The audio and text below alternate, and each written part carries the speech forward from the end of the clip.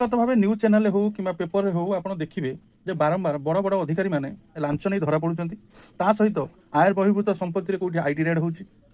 ସମସ୍ତେ top class ଲୋକ, କୌଣସି ସାଧାରଣ ବର୍ଗ ଲୋକ ପାଖରେ ଏତେ ପଇସା ନାହିଁ ଯେ ସିଏ ଧରା ପଡ଼ିବ କିମ୍ବା ସେଭଳିଆ ତା ଜୀବନରେ ସେମିତି କିଛି ଆସିବ।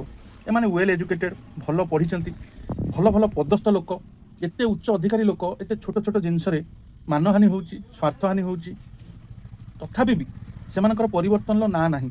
ଏବେ ଗୋଟେ ରିସେଣ୍ଟ ଗୋଟେ ଭିଡ଼ିଓ ଦେଖୁଥିଲି ଯେ ସରକାର ଅଫିସରେ ସମସ୍ତେ ଶପଥ କରୁଛନ୍ତି ଯେ ଆମେ ଲାଞ୍ଚ ନେବୁ ନାହୁଁ, କିନ୍ତୁ ପରବର୍ତ୍ତୀ ଅବସ୍ଥାରେ ଆପଣ ପ୍ରତିଦିନ ଦେଖନ୍ତୁ, ସୋସିଆଲ ମିଡ଼ିଆ ଦେଖନ୍ତୁ, ନ୍ୟୁଜ୍ ପେପର ଦେଖନ୍ତୁ, କେଉଁଠି ଭିଜିଲାନ୍ସ ଜାଲରେ ଲୋକ ଧରା ପଡ଼ିଲେଣି, କେଉଁଠି ଛୋଟ ମୋଟ 100, 200, 500, 10,000, 5,000 ନେଇ ବଡ଼ ବଡ଼ ଆଇଏଏସ୍ ଅଫିସର, ଓଏଏସ୍ ଅଫିସର ମାନେ ଧରା ପଡ଼ୁଛନ୍ତି।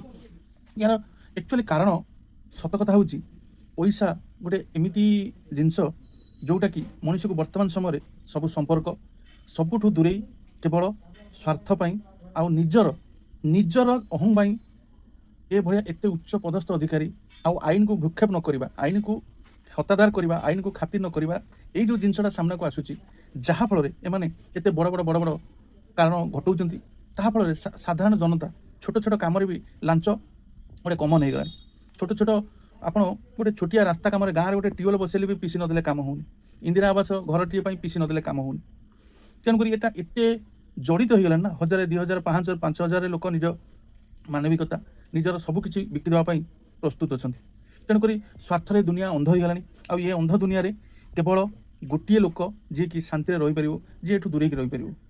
କିନ୍ତୁ ଜଙ୍ଗଲ ଭିତରେ ଆପଣ ଯେତେବେଳେ ଘର କରିଛନ୍ତି, ସେତେବେଳେ ବାଘ ରହିବେ, ହରିଣ ରହିବେ, ଠେକୁଆ ବି ରହିବେ। ତୁମେ ସେ ଇକୋସିଷ୍ଟମରେ ରହିବା ପାଇଁ ତୁମକୁ ପଡ଼ିବ। ତେଣୁକରି ଶାନ୍ତିରେ ରହିବା ପାଇଁ ହେଲେ ଏମାନେ ତୁମକୁ ଶାନ୍ତିରେ ରଖେଇ ଦେବେ ନାହିଁ। ସବୁ ଜାଗାରେ ପୁରା ଦୁନିଆଟା କଳୁଷିତ ହେଇଗଲାଣି, ବିଚିତ୍ର ଲାଗୁଛି। ମାନେ ଏତେ ବଡ଼ ବଡ଼ ଟପ୍ ର୍ୟାଙ୍କର ଅଧିକାରୀ ଏମାନେ ଯେତେବେଳେ ଏଇ ଛୋଟିଆ ଛୋଟିଆ କାମରେ, ସେମାନେ କ'ଣ ମାନ ମର୍ଯ୍ୟାଦା ସମ୍ମାନ କିଛି ନାହିଁ। କୌଣସି ପ୍ରକାର ସେମାନଙ୍କ ମନ ଭିତରେ ଗୋଟେ କୁଣ୍ଠାବୋଧ ଆସୁନି ଯେ ମୁଁ ଏମିତି କାମଟା କରୁଛି, ଏ କାମଟା ଠିକ୍ କାମ କି ଭୁଲ କାମ, କ'ଣ କୁଣ୍ଠାବୋଧ କିଛି ବି ଲାଗୁନି। ତାପରେ କ'ଣ ପାଇଁ ଏମିତି ହେଉଛି? ଯଦି ଏଟା ହେଉଛି ତାହେଲେ ସେମାନଙ୍କର ଶିକ୍ଷା, ସେମାନଙ୍କର ବ୍ୟବହାର, ସେମାନଙ୍କର ମଣିଷତ୍ୱର ଅଭାବ। ମୁଁ ଏତିକି ହିଁ କହିବି। ଜୟ ଜଗନ୍ନାଥ।